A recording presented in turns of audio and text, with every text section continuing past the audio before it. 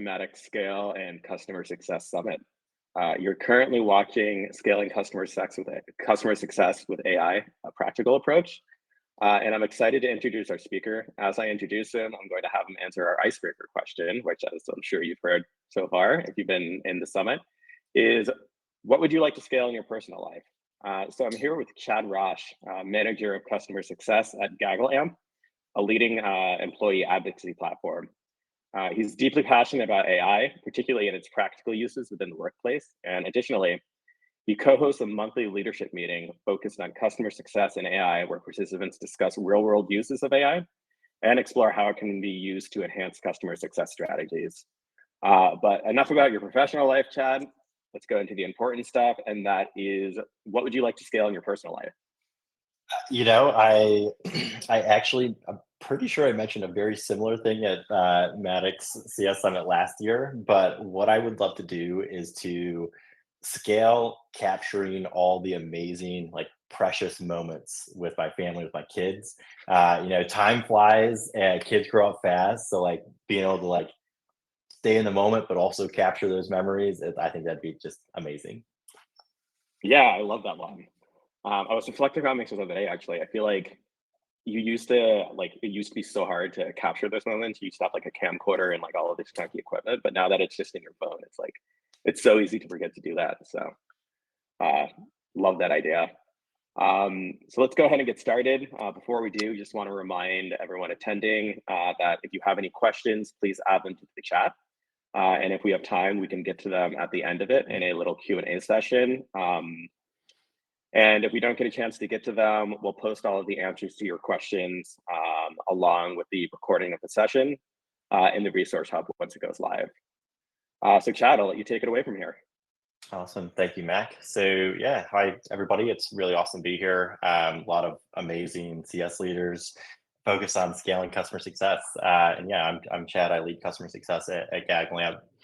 And I've really spent the last couple of years experimenting a lot with AI, both personally and professionally in my role. And so I've spent a lot of late nights figuring out how to apply different large language models to solve problems, uh, to figure out problems I didn't even know I had. So a lot of areas there that I've spent exploring AI. And what I'm going to be sharing here today are just some learnings I've come across. And what I really believe is we're at a place now where how we approach customer success and how we interact with customers and how we enable our customers is fundamentally changing with AI. And today I'll just be sharing some practical ideas and use cases it'll hopefully spark some inspiration for you and helping you scale your effectiveness and your impact within your organization.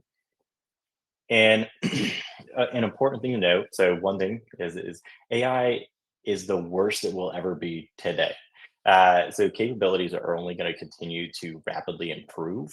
And just to know that if AI is bad at a task right now, or if it's not that great at a task right now, know that it will get better. It might even be better tomorrow. So just keep that in mind as you're exploring AI. And another important piece is we are early. So a lot of us here, we're in the SaaS world, we're in tech. We hear about AI every day through our network.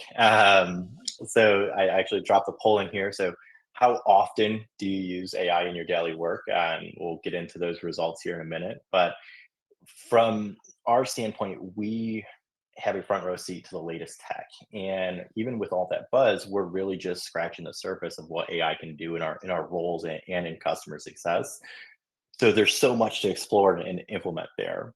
And with that, so here's some stats. I know we're all answering the polls here of like how often you use it. I seen for some people answering there of like how frequently people use. So very cool. And here's a couple studies. So just showing you how early we are. So this is one to know. So in thinking about this, like only half the people in the US have just heard of ChatGPT. Other models like much less. So if you're starting out to explore ChatGPT and other AI tools, you're doing so much better than you might think. You are early, and just being here and learning more, it just puts you ahead of so many others.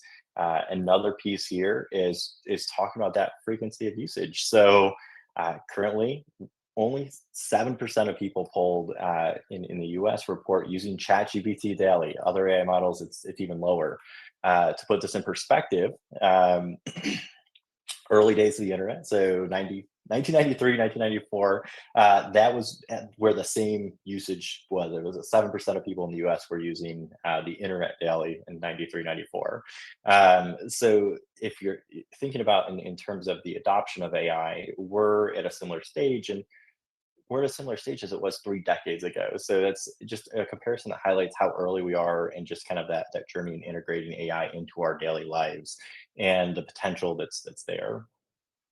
All right, so getting into my aha moment. So anybody that spent some time exploring AI has had a wow moment. I want to share mine because I always love hearing other people's stories too. So it was actually when I had integrated OpenAI's API with Google Sheets. This was at the time the necessary way I had to go about it, because I didn't want to share any data back to like ChatGPT to help train their models. Completely different now with different team instances, different enterprise instances. But anyways, I was doing this research. So I ended up in how I set things up. I did more in-depth customer research in 2 minutes than, I mean, with across our entire customer base, uh, than probably could have been done in months. And at the time, I remember it was like late at night, and I was just like, I just everything filled in, and I was like looking all like this in-depth customer research, and I just like put my hands on my head. I'm like, what does this all mean? I sent it to our director of revenue, and like, how do we use this? Let's get on this. That was one aha moment that I had early on in using the OpenAI API, and it's kind of led me down this role as well. Um, and with integrating AI in our organizations, there's a lot of challenges we face. Number one, we deal with a lot of different varying skill levels, different degrees of understanding AI and how to use it. It requires us to rethink and innovate how we're learning and how we're teaching AI, and how everybody in your organization can use it effectively. And also, there's a risk in like not stepping up and using the most advanced paid frontier AI models. That's GPT-4, that's Gemini 1.5, it's Claude 3. Um, because if you're settling for less, if you're settling for a lesser model, you're getting mediocre performance, you're getting mediocre results, and most likely you're going to not not implement AI to its full capacity. So let's get in some ways of I guess implementing AI in our organizations and how we can go about that. So number one, creativity. So creativity is it's not just about generating ideas. It's how we should be approaching these solutions with AI. So no one has a definitive instruction manual with AI. Not even the people developing the large language models. It's the key to unlocking our full potential with these tools like the different large language models, where we can turn our challenges and our different roles into opportunities and really helping find different ways of implementing that. And this is one. So incorporating play into our AI, it's more than just about being innovative. It's a mindset where it's fair. Like when you're experimenting, you're not only encouraging experimentation, but you're expecting experimentation. And I borrowed this from some other AI leaders because they are people that I follow. Like they remind us of like how we approach AI. It's not to approach it as like a strict focus around efficiency and success right now out of the gate. But it's allowing that freedom to explore and be creative, and what it means in giving ourselves and our teams the space to use AI on personal projects, like we'll say cooking new recipes or booking a new trip, or like different aspects that are going on in your personal life, and really helping to explore that learning and show that it's okay to experiment and learn. Um, And then also, so like with the impact of creativity and with play and learning, I think of my kids so much. So if you, I mean, I see this firsthand with my kids, and it's like, they're playing, but they're learning, they're improving, they're absorbing everything around them. And this in play and creativity. So with play, it's great for kids, but it's so powerful for us as adults, and especially in professional settings where we can infuse that into our work and have that sense of play and creativity, and we can create an environment that's like focused on continuous improvement and learning, and really helping us on our journey with how we implement AI in our roles. And it's going to be the best way of approaching AI because it's so complex. And again, there isn't that instruction manual. So that's going to be the best way we can approach this to help transform our roles with AI. And let's get into I guess the fun stuff, some hands-on approaches. So I think one of the foundational ways we can use AI in customer success revolves around the interactions with people. We're all wanting to have, I guess, better understanding of our customers' perspectives. So, like their challenges, what's happening within their industries, having those more meaningful conversations, and having that deeper initial connection. But like, how do you deepen a connection with an individual right from the start when we first meet them? So scenario one here. So you're meeting a new customer. Typically, you're looking up in your CRM, you're looking at onboarding notes, you're checking their LinkedIn profiles, where they went to college, maybe drawing some similarities there, looking at their background, looking at the background of the company. Maybe it's a complete new industry you don't really know all that much about.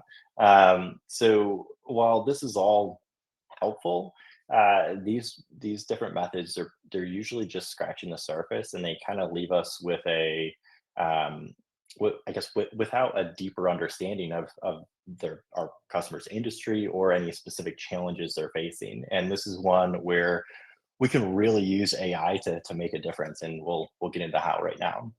And I guess right before we get into how, so generally, like if you're thinking of like, oh, we want to, meeting someone new, we want to just plug in their, tell me about this company. We'll plug that into ChatGPT. Well, it's a common trap a lot of us fall into when we're interacting with AI.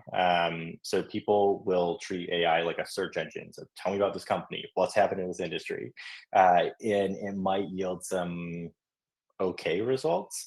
But generally, it's more generic information and lacks a lot of depth and insight. So it's a very important about how we structure. I mean, what we're asking and how we're asking AI, and this is kind of how we should look at like changing our approach and like how we ask questions. So it's not just about how we ask questions, but um, it's not about the questions we ask, but it's how we ask them. And to really think about how we get to the full potential of using AI, we need to think through how we ask questions thoughtfully. It's framing questions clearly. It's um, providing different context, providing a breakdown of the complex questions into more manageable pieces. And it's being more strategic with how we communicate with AI so we can transform it from just an information grabber to a powerful tool that provides insights. And I will share this deck afterwards because I know this is like there's a lot here, and I break it all down. But just hitting on these 7 ways, it'll put you on a great place when you're crafting prompts and working with AI. So number one, using frameworks. This is an important one where keep your questions clear, avoid any confusion. Think of framing your questions concisely, and giving AI that context. So it understands what you're after, and breaking down those complex questions to talk to it like a person. So it's been found that using that natural tone, being polite, tailoring your requests specifically as like AI is a person, it actually helps you form your questions even better. So another area there. So asking for feedback. So very important here is to keep it's a back and forth dialogue between you and the large language model, instead of you just asking it definitively what exactly you want, because this helps you refine your queries, and helps refine the AI's responses by turning it more into a partnership. Uh, and then also like the best way of approaching a problem you might not know. Just be open to that and ask AI how what might be the best approach. What are different approaches to look at a problem, because that will help you look at problems differently and from all angles.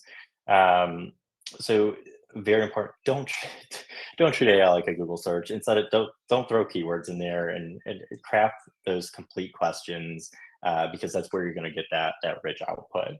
Um, Use your data to inform. So again, while ethically using your data, this is an important piece of like the more context you provide it, the better the output's going to be, the more relevant the output's going to be. And I guess lastly, like don't be afraid to experiment. Try different ways of phrasing questions, what works best, learning, like just keep generating that feedback. And as you do it, it'll help you refine your approach and how you go about it. And yeah, just keep these in mind as you're kind of going about interacting with AI. And I think it'll help you a lot. All right, so back to the question at hand. You're meeting a new customer. How do you go about it? How do you, I mean, create a better holistic view of the customer? So let's talk about different aspects that we would want to know when we're meeting a person.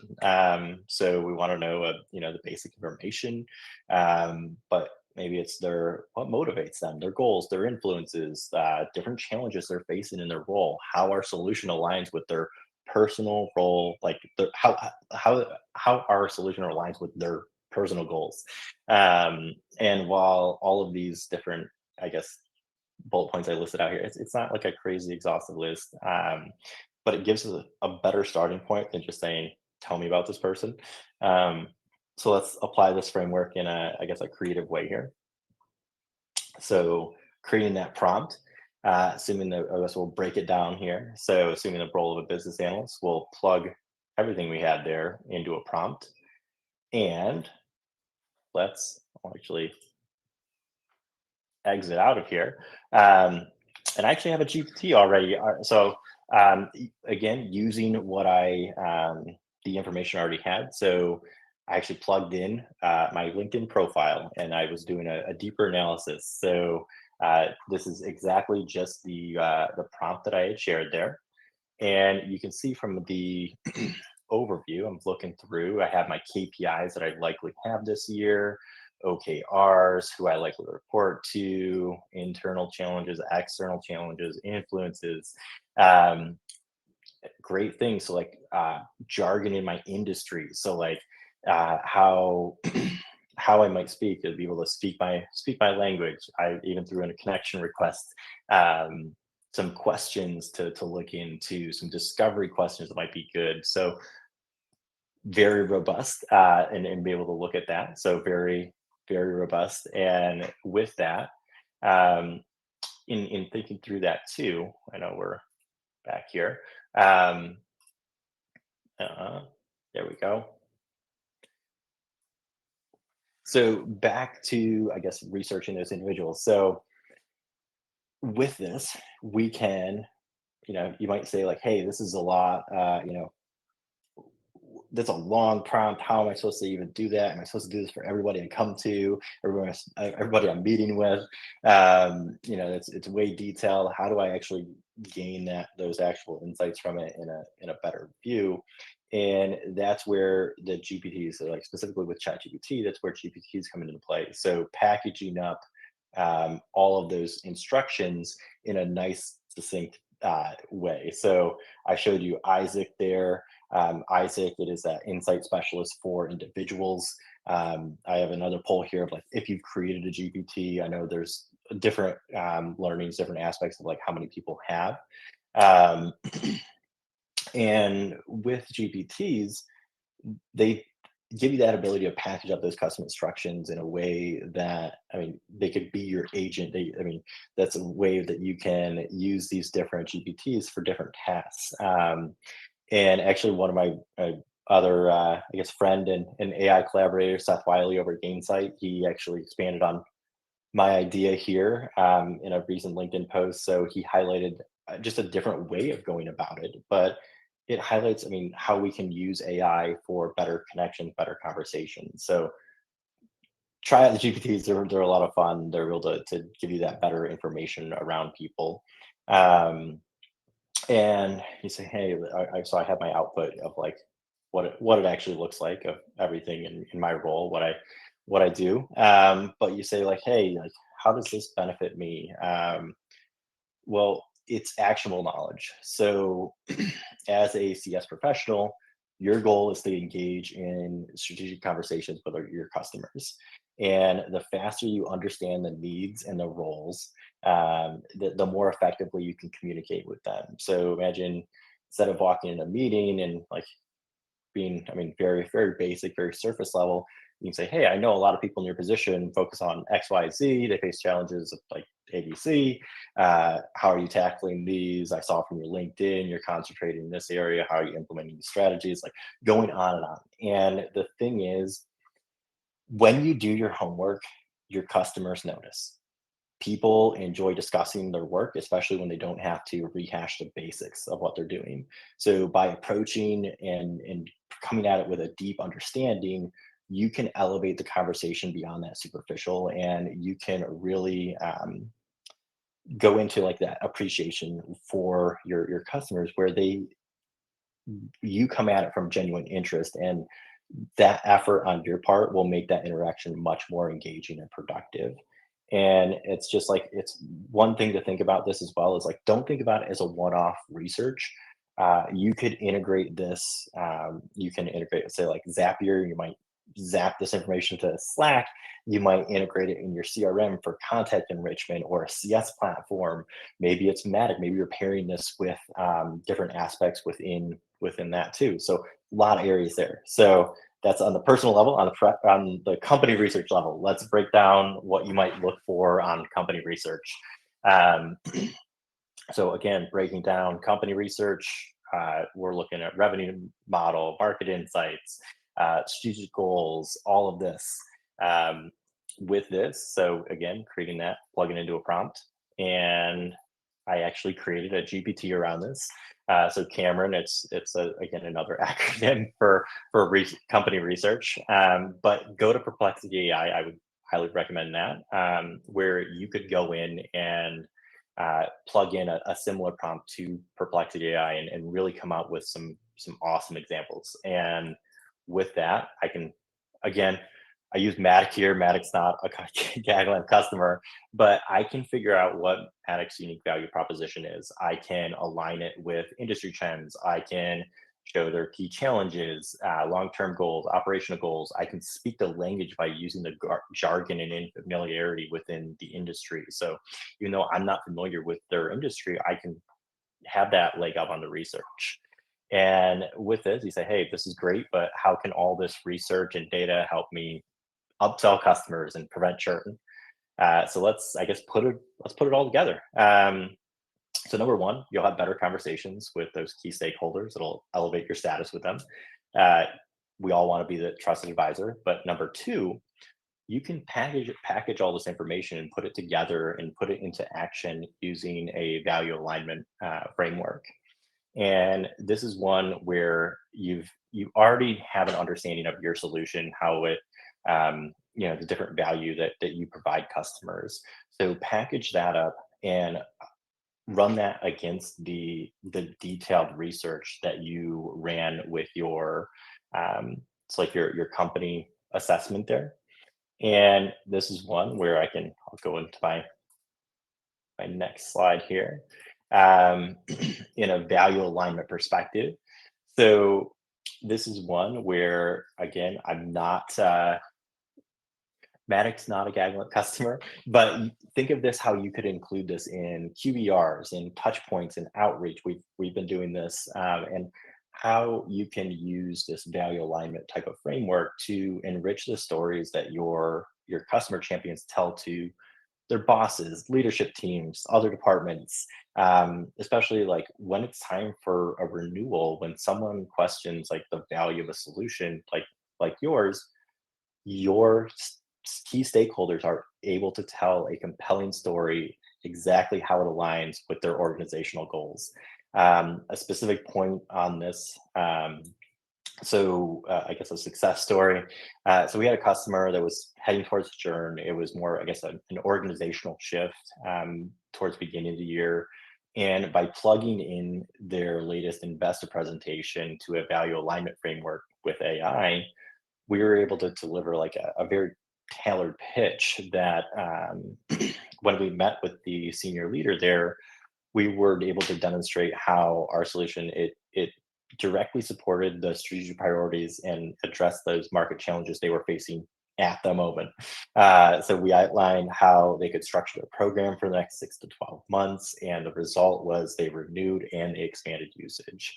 And this is really, I guess, that power of using strategic, informed information and engagement, and it can really transform how we connect with customers and really make conversations more than just meetings. They're like value-driven interactions, and we can, in doing AI and doing it effectively, we can use it at scale too. And again, AI is continuing to get better, so very important to use all the tools in our tool chest to be able to do this.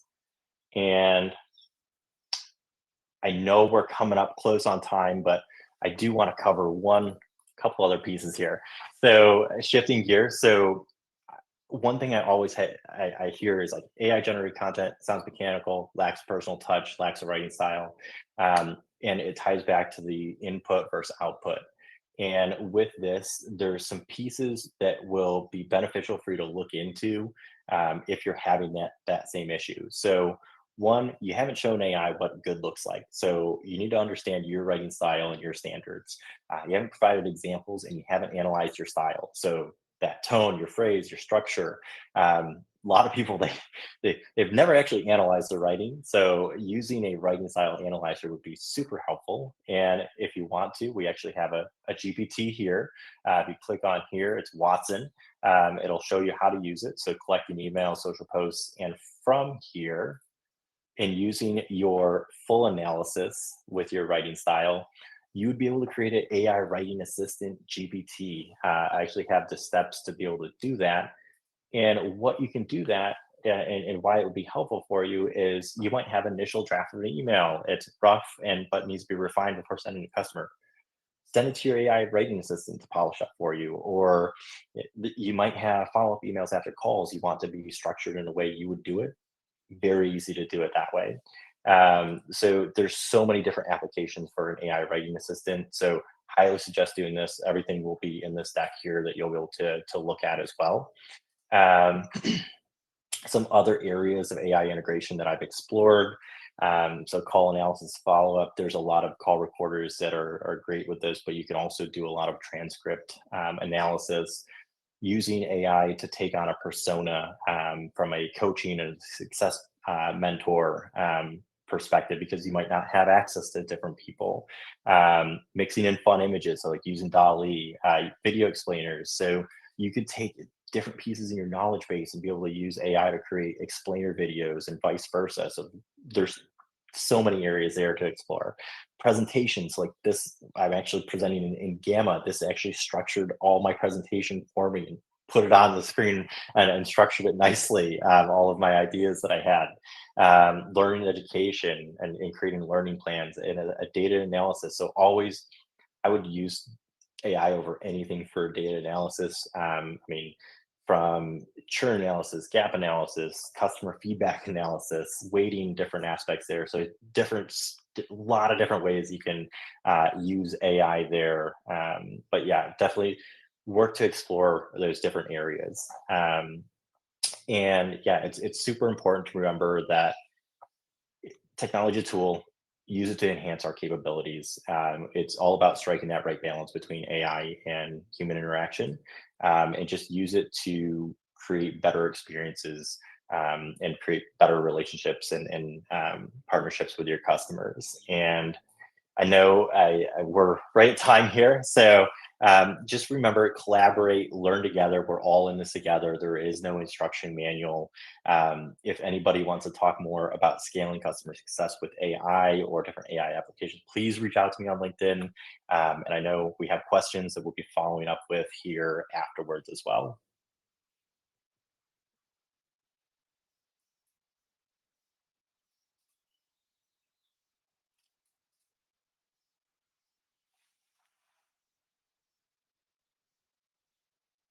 Awesome. Mac, was there any questions? I know we're over time now.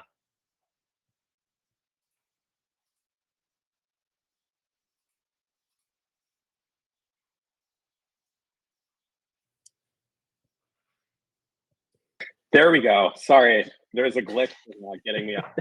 Apologies about the awkward delay there. I was just writing message in the chat. There were a couple questions, but in the interest of time, and since we are a bit over, we're going to have to address them after the fact. So thank you so much, Chad. The session was awesome, super informative, and lots of really great information.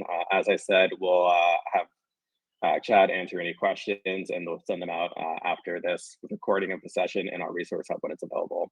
And we'll shoot you guys all a notification when they're live. So thanks again, Chad, and thanks to everyone else who joined today. Awesome. Thanks, Mac. Bye. Yep. Bye all.